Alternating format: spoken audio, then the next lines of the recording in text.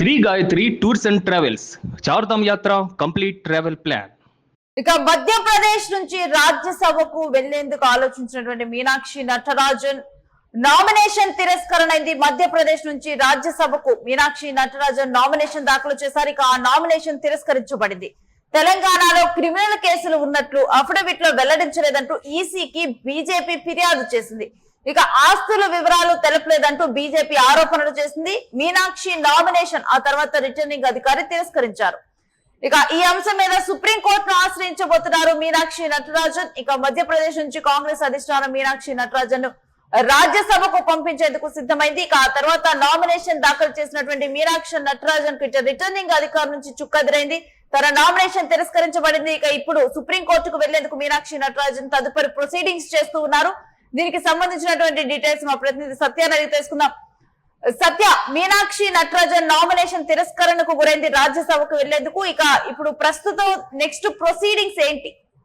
నేను ప్రధానంగా ఇప్పుడున్నటువంటి సిచ్యువేషన్ లో తెలంగాణ నుంచి ఏదైతే ఏఐసిసి తెలంగాణ ఇన్ఛార్జ్ గా ఉన్నటువంటి మీనాక్షి నటరాజన్ కు అటు రాజ్యసభకు పంపే ప్రయత్నంలో మధ్యప్రదేశ్ లో ఉన్నటువంటి ఏదైతే అక్కడ రాజ్యసభ సీట్స్ ఉన్నాయో దాంట్లో భాగంగానే ఆమెను అటు రాజ్యసభకు పంపాలనుకో అక్కడి నుంచి. సో ఇప్పుడు ఏదైతే నామినేషన్ వేసిన తర్వాత నామినేషన్ లో కొన్ని లోపాలు ఉన్నాయి. దాంతో పాటు ఏదైతే తెలంగాణలో మరి ఆమె పైన క్రిమినల్ కేసులు ఉన్నాయి, ఆస్తుల వివరాలు కూడా నా అఫిడవిట్ లో సరిగా చూపలేదంటూ కూడా మధ్యప్రదేశ్ లో ఉన్నటువంటి కొంతమంది బీజేపీ నాయకులు ఈసీకి ఫిర్యాదు చేశారు. ఈసీ కూడా వాటిని అన్నిటినీ కూడా మరి చూసిన తర్వాత దాన్ని తిరస్కరించిన పరిస్థితి కనబడతా ఉంది. ఒక్కసారిగా దీంతో ఇటు బీజేపీ అటు కాంగ్రెస్ మధ్య కొంత వైరం మొదలైందని చెప్పుకోవచ్చు. ఎందుకంటే మధ్యప్రదేశ్ లో అక్కడ ఒక్క సీటు అంటే వాళ్ళ బలగాల దృష్ట్యా ఒక్క సీటు కాంగ్రెస్ కు దక్కే అవకాశం ఉంది.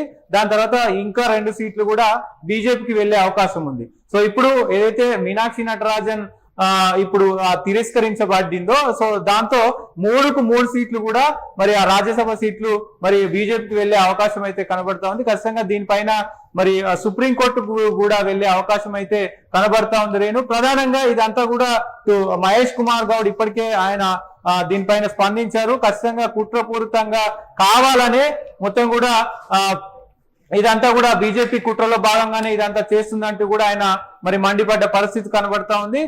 కుట్రపూరితంగా అంటే మాకు రావాల్సినటువంటి రాజ్యసభ సీట్ ను కావాలనే ఇట్లా కుట్రపూరితంగా కుట్ర చేసి ఆ సీట్ ను కూడా మరి వాళ్లకు ఏదైతే బీజేపీకి సంబంధించినటువంటి నాయకులకే ఇచ్చే ప్రయత్నం చేస్తా ఉంది అంటూ కూడా మరి ఆయన మండిపడ్డారు. ప్రస్తుతానికి ఎవరైతే ఈ నామినేషన్ కి సంబంధించి మీనాక్షి నటరాజన్ నామినేషన్ తిరస్కరించడంతో ఇప్పుడు 3 ఈ బీజేపీ అభ్యర్థుల లిస్ట్ లో ఉన్నారు.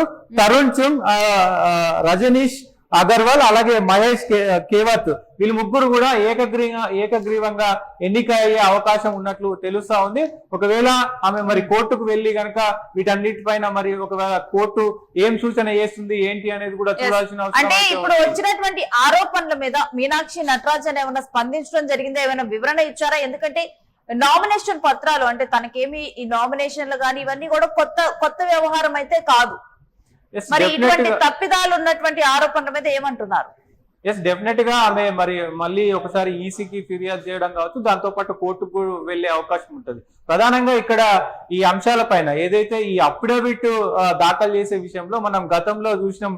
విజయ్ చాలా సార్లు ఏదైతే 2 నియోజకవర్గాలకు సంబంధించి కూడా 2 సార్లు కూడా తప్పుడు అంటే ఒక దగ్గర కొంత సంపాదనకు సంబంధించి అఫిడవిట్లు దాఖలు చేశారు, ఇంకొక దగ్గర ఇంకో రకంగా అఫిడవిట్లు దాఖలు చేశారు. అవన్నీ కూడా మరి తిరస్కరించారు. కాబట్టి ఖచ్చితంగా ఈ అఫిడవిట్ ఫిల్ చేయడం అనేది చాలా చాకచక్యంగా చేయాల్సిన అవసరం ఉంటుంది. ఇప్పటికే ఆమెకు పొలిటికల్ గా చాలా ఎక్స్పీరియన్స్ ఉన్నప్పటికీ కూడా మరి అఫిడవిట్ ఎవరైతే అడ్వకేట్ ఉంటారో అడ్వకేట్ సమక్షంలోనే ఆ అఫిడవిట్ కి సంబంధించినటువంటి అన్ని కూడా మరి ఫిల్ చేస్తారు. కాబట్టి ఖచ్చితంగా దానిపైన మరి కోర్టుకు వెళ్తే కోర్టు ఏం చెప్తుంది అనేది చూడాల్సిన అవసరం ఉంది. దాంతో పాటు అఫిడవిట్ నింపడంలో కూడా చాలా జాగ్రత్త వహించాలి. ఎవరైతే రాజ్యసభ గాని ఎమ్మెల్యే అఫిడవిట్ గాని అలాగే ఎంపీ అఫిడవిట్ గాని వీటన్నిటిని కూడా అంటే ప్రజాప్రతినిధులుగా ఉన్నప్పుడు ఖచ్చితంగా అఫిడవిట్ లో పక్కా సమాచారం మనకున్నటువంటి ఆస్తులు ఏంటి, మనకు ఉన్నటువంటి కార్లు గాని బంగ్లాలు గాని మొత్తం కూడా చిరాస్తులు గాని స్థిరాస్తులు గాని వాటన్నిటిని కూడా వాళ్ళ పైన ఉన్నటువంటి కేసులు గాని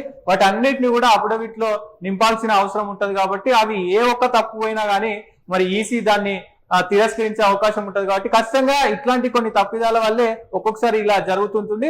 ఖచ్చితంగా మరి మీనాక్షి నటరాజన్ దీనిపైన మరి ఏం మాట్లాడతారు, లేదంటే ఎట్లా దీనిపైన స్పందిస్తారో చూడాల్సిన అవసరం అయితే ఉంది. ఒకవేళ గనక సత్య ఈ కేసులో అంటే సుప్రీం కోర్టుకు వెళ్తా అన్నారు, సుప్రీం కోర్టులో కనుక తనకి సానుకూలంగా కనుక స్పందన వస్తే దీంట్లో మరలా కూడా మీనాక్షి నటరాజన్ రాజ్యసభకు వెళ్లేటువంటి అవకాశం ఉంటుందా ఏంటి?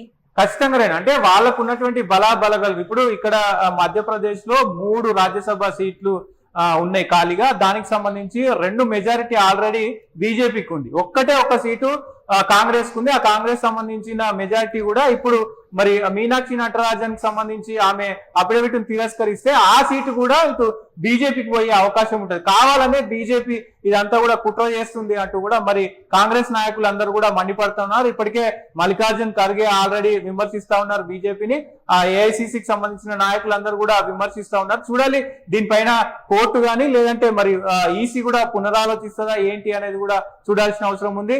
మీనాక్షి నటరాజన్ దీనిపైన మరి ఎట్లా ముందుకెళ్తారో కూడా చూడాల్సిన అవసరం అయితే ఉంటది.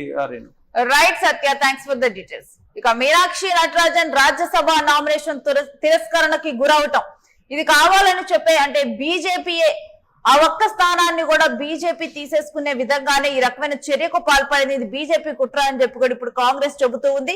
ఇక మధ్యప్రదేశ్ నుంచి రాజ్యసభకు వెళ్లేందుకు మీనాక్షి నామినేషన్ వేయడం జరిగింది. ఇక ఈ నామినేషన్ తిరస్కరణకు గురవడంతో ఇప్పుడు ఆ స్థానం బీజేపీకి వెళ్తుందా లేకపోతే ఏం జరగబోతోంది? మీనాక్షి నటరాజన్ మాత్రం తాను సుప్రీం కోర్టుకు వెళ్తానంటూ కూడా తాను చెప్పడం జరిగింది.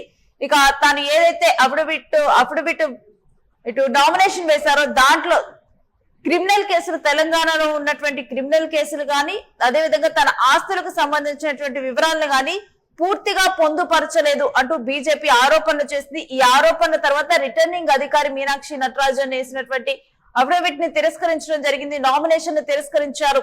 ఇక ఇప్పుడు సుప్రీం కోర్టును ఆశ్రయించనున్నట్లుగా లీగల్ గా దీని మీద తాను ముందరకు వెళ్ళినట్లుగా తెలుస్తోంది. మరి సుప్రీం కోర్టు నుంచి దీని మీద ఎటువంటి స్పందన రానుంది?